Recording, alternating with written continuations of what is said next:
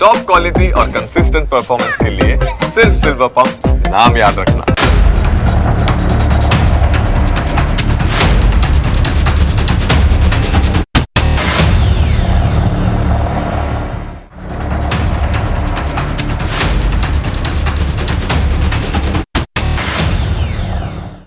અમદાવાદમાં પ્લેન ક્રેશની ગંભીર દુર્ઘટના બની.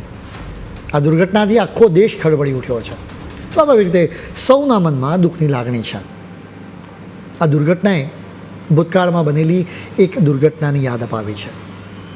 આ દુર્ઘટના આજથી 37 વર્ષ પહેલાં બની હતી. ઇન્ડિયન એરલાઇન્સનું એક વિમાન મુંબઈથી અમદાવાદ આવી રહ્યું હતું અને આ પ્લેન જ્યારે આવ્યું ત્યારે આ દુર્ઘટના થઈ હતી. 19મી ઓક્ટોબર 1988ના દિવસે આ દુર્ઘટના બની હતી. આ વિમાન પણ બોઈંગ જ હતું અને એ પણ એર ઇન્ડિયાનું જ હતું. એ 737-200 મોડલનું હતું. મુંબઈના એરપોર્ટ પરથી આ વિમાનના ટેકઓફમાં 20 મિનિટનો વિલંબ થયો હતો. સવારે 6:05 આ વિમાન મુંબઈથી રવાના થયું. 6:20 આ વિમાનના પાયલટ્સે અમદાવાદના એર ટ્રાફિક કંટ્રોલનો કોન્ટેક્ટ કર્યો. એ સમયે આ પ્લેન 1000 ફૂટની ઊંચાઈ ઉડી રહ્યું હતું. હવે આ પ્લેનના પાયલટ્સનો એના પર કંટ્રોલ નહોતો રહ્યો. પ્લેન સતત નીચે આવવા લાગ્યું હતું. આ વિમાનને હજી અમદાવાદના એરપોર્ટ પર લેન્ડ કરવા માટે ગ્રીન સિગ્નલ નહોતું આપવામાં આવ્યું. ઓચિંતા આ પ્લેન ચિલોડા કોતરપુર ગામની બહાર એક વૃક્ષ અને વીજળીના થાંભલાની સાથે ટકરાયો. રનવેથી 2.5 કિલોમીટરના અંતરે આ પ્લેન તરત જ તૂટી પડ્યો હતો. આ દુર્ઘટના માટે કોઈ ટેકનિકલ ખામી નહીં, પરંતુ માનવીય ભૂલ જવાબદાર હતી. પાયલટ્સની જ ભૂલ હતી.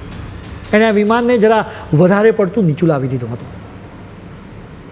આ પાયલટ્સે અમદાવાદ એર ટ્રાફિક કંટ્રોલનો તરત જ કોન્ટેક્ટ કરવાની જરૂર હતી, પરંતુ તેણે એમ ન કર્યું. આ પાયલટ્સને ઓછી વિઝિબિલિટીના કારણે રનવે શોધવામાં મુશ્કેલી પડી હતી. આ વિમાન લગભગ 18 વર્ષ જૂનું હતું. આ વિમાનમાં એ સમયે 129 મુસાફરો અને 6 ક્રૂ મેમ્બર્સ હતા. આ વિમાનમાં કુલ 135 લોકો હતા, જેમાંથી 133 લોકોના મોત થયા હતા.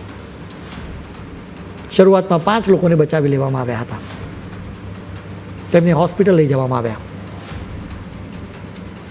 આ 5માંથી આખરે 3 લોકોએ ઈજાના કારણે દમ તોડ્યો હતો.